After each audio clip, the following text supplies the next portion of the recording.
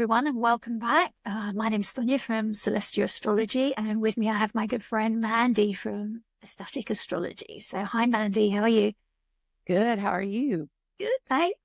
So today we're going to be looking at February for the Astro Weekly update, 12th to the 19th. So we're all ladies from AsteriSofiaKairos. So you'll find AsteriSofiaKairos on YouTube, which might be where you're watching this, or you'll find this on the Substack as well, and on social media. We've got Instagram and Twitter. That's where we are. So, okay, this week we're looking at the 12th to the 19th. So we've covered the full moon in Leo last week. We're going to be going over here to Mercury and the Sun both entering Pisces. So this is going to be a change of the energy from Aquarius to Pisces. See? And this is just so you can get a feeling of how the whole looks if you haven't caught any of our previous episodes. But you might want to take a screenshot and just follow us through the month. So you've got all of the aspects that we're looking at. So yeah, we've got two this week. Mercury entering Pisces and the Sun entering Pisces. So this emphasis and spotlight, with them both going into Pisces, this week is going to be all about this feeling this Pisces energy on the 14th and the 18th. And Pisces is going to be so important in the spring. We've spoken before about how the planets, including Neptune, the outer planet, and Saturn, which is the outermost planet that's visible to the human eye. So that also carries quite a heavy, weighty energy. They're both going to be moving from Pisces to Aries in the spring and then retrograding back. So this Pisces is getting a lot of attention throughout the rest of 2025. Really, when the Sun enters, that kind of just feels like, okay, here we go. It's kind of that climbing the roller coaster, and now we're getting to the top of it. And then once it goes, we're just going to be riding that energy. That's right. And the Sun, of course, bringing illumination to these thoughts and conversations that we've been having up to this point. And Pisces is this Jupiter rule place and the place of Venus's exaltation. But sadly, Venus didn't hang around. She's left. Venus has left the building earlier in February. So we've got this place that's benefic and dreamy, but without boundaries. But we have got Saturn there bringing some limitations, some boundaries, some restrictions. So that does help a little bit, I think. How do you this week, Mandi? This week, I'm, having fun, I think. I love it. It does feel dreamy. I think the one thing that, even though it looks like maybe not a lot's happening or like not a lot of transits are making a splash, maybe, there's a lot of change because Mars is slowing down and ruled by the moon. Mars is retrograde. So, the moon's movements will keep things interesting no matter what. So I think that's all I have to say. It is going to be quite a dreamy week. And the 14th is Valentine's Day. So, of course. Yeah, don't miss that. They're just like Mercury and Pisces is kind of lovely, isn't it? For that day, yeah, I love that. Go to the chart so we can see how it looks, and that moon Mars will make more sense. So we've got Mercury at 0, just moving away from the Sun a little bit, but still combust. And it's going to be here in Pisces until the 3rd of March. So it's just got just over 2 weeks. So it's going quite quick. Gathering speed, which is what usually happens after meeting with the Sun. Obviously, it'll be meeting with Saturn and Neptune and the North Node. So again, when it's meeting with the nodes, there's kind of a fated karmic quality and maybe a pull to increase as well. And kind of bringing our attention, I said last week that Mercury is now in a philosopher phase. So it's kind of bringing that vibe to this dreamy place with no boundaries. So as we're getting this information coming through from ruler Jupiter in this square. Yeah, and what mutual reception, but what Krista calls mutual deception here, which I like, because Mercury in Pisces to me is like a mini retrograde of Mercury. It just is. And Mercury will go retrograde eventually back into Pisces. So there is a little bit of this illusion bend to Mercury in Pisces. And, as it ingresses with the moon opposing Saturn, I think there is this emphasis on the eclipses coming because Saturn's going to be present with the eclipses. Saturn's going to be present with Venus and Mercury retrograde eventually. So there is this moment where Mercury enters and it's like, hey, have you thought about this area? Because Mercury is our mind. Mercury is how we communicate and think and move about daily life. So I think it's important for it to be joining this sign right when it is, especially with the moon opposing Saturn. Yeah, we might find the ideas and inspiration coming from different places. I mean, we quite often see a lot of our creative people, musicians, poets, artists, and everything, quite often have Mercury in Pisces. You know, they don't communicate maybe in the conventional way, but they communicate through the language of their medium that they've chosen, which is just a lovely thing for that Pisces Mercury, but it is in its exile and fall. But that just means it's got to work a bit harder, get creative about how it's working and what it's bringing up, and do things in a different way. You know, when a planet has dignity by exaltation, it's performing very traditionally and as it's expected. But when it's exiled, it's going to perform differently and be outside the norm. So that is lovely for bringing in that inspiration, that those new ideas and those qualities that can come through dreams or puzzles, or, you know, that could disconnect from the normal social media or something, but connect from that and a connection with our other ways of knowing. Just because these, of course, is mutable, which just means it's changeable. If you think of the water flowing as like an ocean, how it's ebbing and flowing, and how the tides come in and go out as the moon moves, it just brings that way of like people can ride the waves, or boats can sink under the waves. So there's different ways of working with it if you're choosing to, but it's also receptive and intuitive, and it holds our memories and our emotions and our instincts. So in that way that it's boundaryless, that there's nothing stopping Mercury. You know, there's that quote, if you can be a drop in the ocean or the ocean in a drop. And it's that thing of perception. You know, how do you perceive this? The images of Mercury and Pisces. I mean, I've got a friend who is a Pisces sun, but like forms totally freak her out. You know, she just couldn't even begin, especially an online form or something. She's got to complete it. We kind of work together to help her, because like the Pisces is just like, I'll do a form.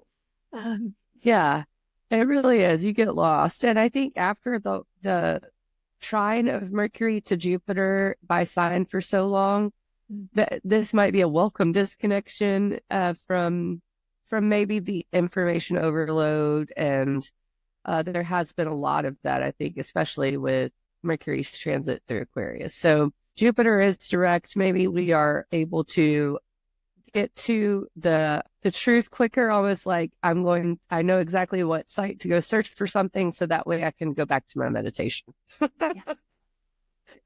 Yeah, and just the answers coming in meditation so much easier.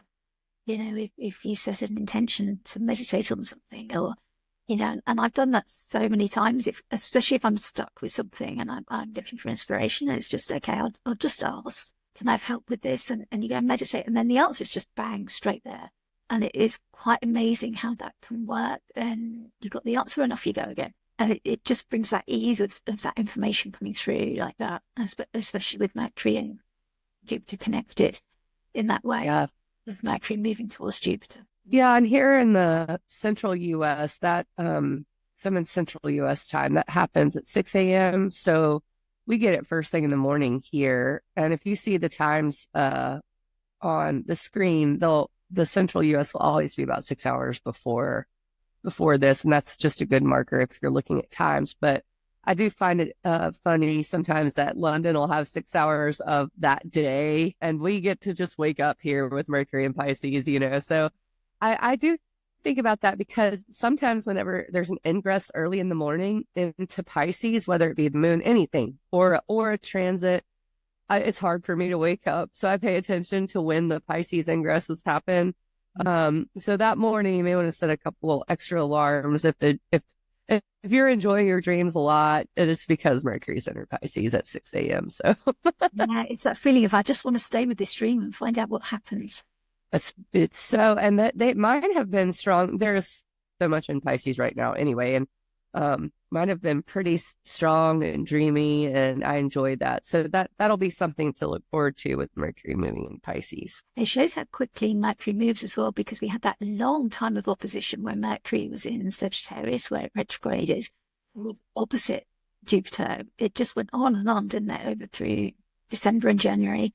And now it's pretty square. It just seems like a blink of an eye between that position and now suddenly the square. When you look at Mercury's phases to something like Jupiter, especially in its home sign, it's important to know that, okay, it's almost like a full moon, but with Mercury and Jupiter. And it was in, like you said, retrograde Sagittarius opposing Jupiter. Now it's moved to its last third quarter kind of square with it. So that's something to note as well, because it completes something you're supposed to sort of act on it with the third quarter square. And because it's moving fast, it'll square Jupiter pretty quick. So the ingress is something to pay attention to with the Jupiter story, I think. Jupiter and Mercury are really important to each other right now. Yeah, I think we said before about the moon being in Mercury's sign of Virgo. And I also always find a Virgo moon is so useful if there's jobs or tidying up or organizing I need to be doing. It's like, yeah, just wait for the Virgo because I'll just get on with it then and it gets done. But I wonder if South Node in Virgo will make a difference then when that comes in. Yeah, the purging gets stronger with the South Node. Yeah, it's like, let's just really get rid of everything. I might just throw my couch out in the driveway or something. Excellent. Yeah, a little word of caution.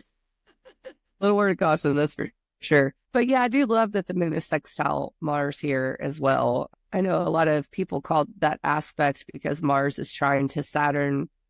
I call it a painter's knife because it makes this little strange triangle where you get to the point of something. A painter's knife is to make a small bead of paint that gets to the point. And so this gets to some sort of point. So this day, I mean, I expect there to be some revelations or something, especially emotionally with the moon sextile Mars. Yeah, and that ingress quite often carries like focus of the significations. So Mercury being co-present with Saturn, like bringing energy through, is going to bring that focus to that aspect that's going on, that connection that they've got. That's right.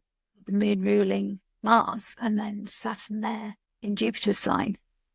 So yeah, it's kind of linking them all together. If who's feeling this, it's certainly the mutable signs. So you've got the Pisces and Virgo in the opposition, but then you've also got Jupiter, but also Sagittarius, although it looks like it's empty. Jupiter's ruling it, and Jupiter's ruling these planets here in Pisces. So, yep, exactly. And that's why I say look for the answers in the empty signs sometimes, because a lot of times if something's active, it pushes the theme out into the empty places, into a place where there's where you can release pressure. So just because something's I love the energy of like the empty countertop in your kitchen, like when everything's sort of clustered up on one side and you've got this little bit of empty space, and that's where you can go and work. Do the thing. And it was like a really good analogy. Exactly. But also like with that Mars being activated again and stationing, like focus and connected then with Saturn and the moon. So those cardinal signs as well may just feel this ingress. And anybody who's got Mercury, Mars, maybe even the moon as their Lord of the Year. Oh, the sun in Pisces. I love it. I have 2 people in my household who are Pisces suns, so this is getting close to birthday time for them. Dreamy, imaginative. And the sun, I love the sun in Pisces. I think it does well there because it is starting to gain light. I mean, Aquarius is really, okay, yeah, we're getting the light back. But Pisces is like, oh, we actually are. You can notice that the days are starting to get longer. And I think that's what leads to the dreamy quality of it. The sun becomes more powerful, but it's like also this, let's finish up the winter. We're kind of going to put it behind us, but this is the coldest part of the winter. You get things like frozen fog here in Alabama where I live. And that's if it's cold enough, and it's rare that it is, but this winter has been cold enough. And Pisces is fog in astrology, and it never fails.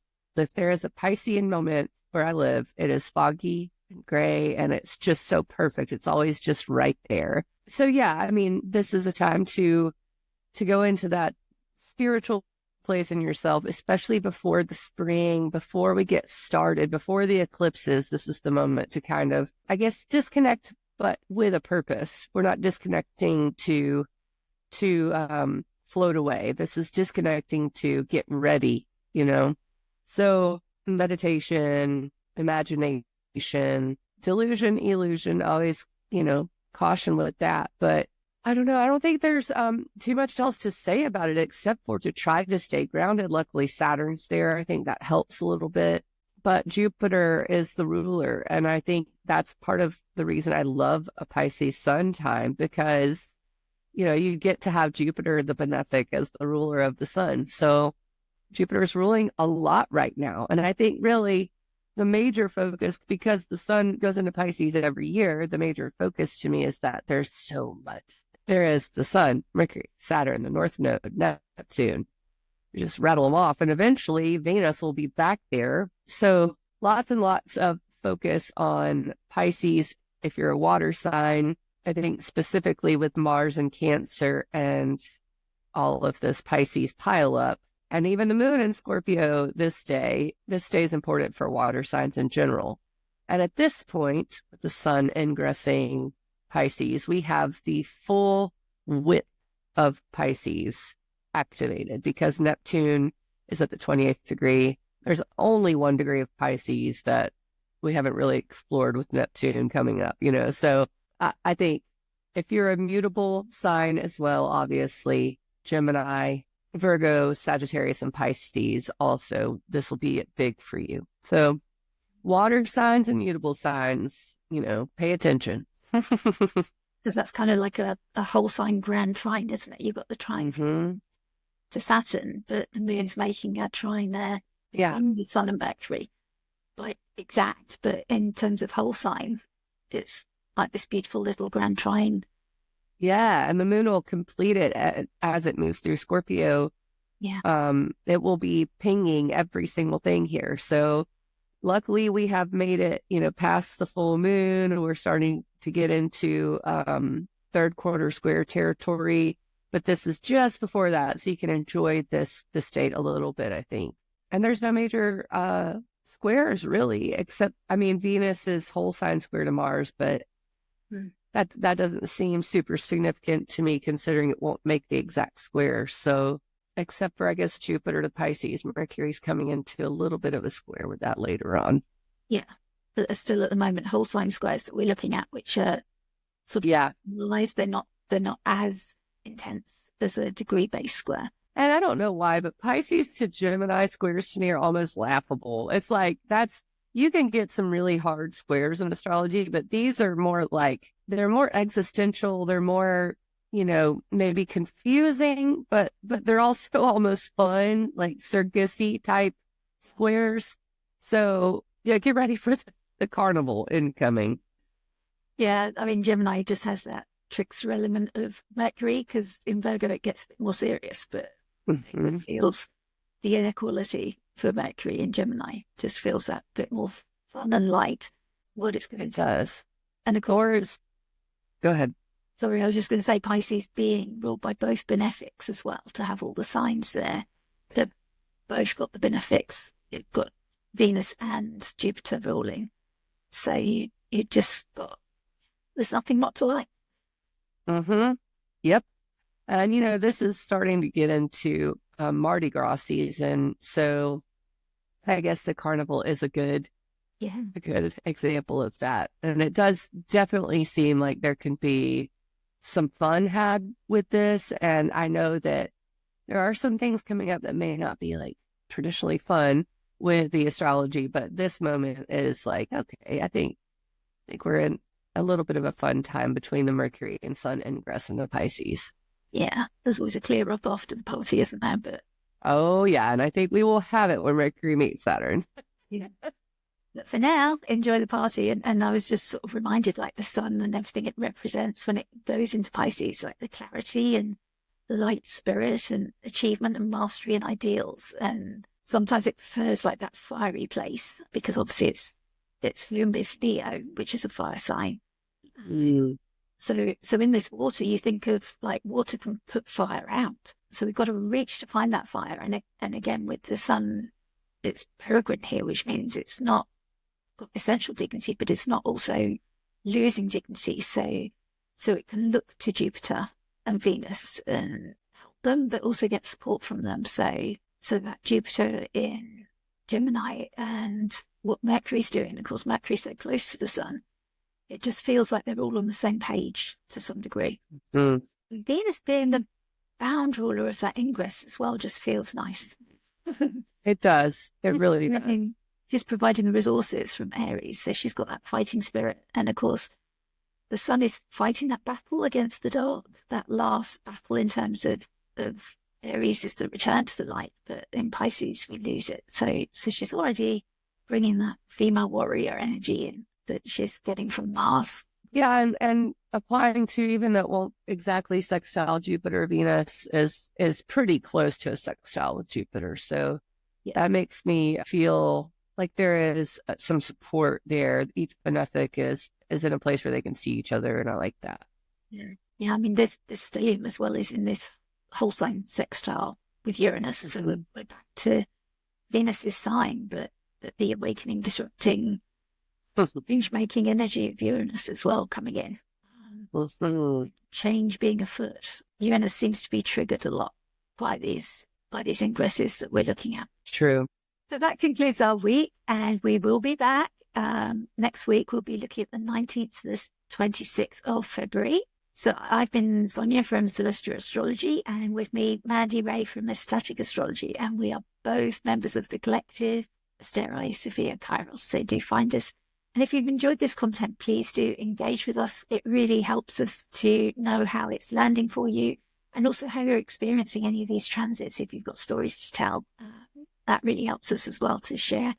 So we look forward to seeing you next week, but thank you for now. Bye. Bye-bye.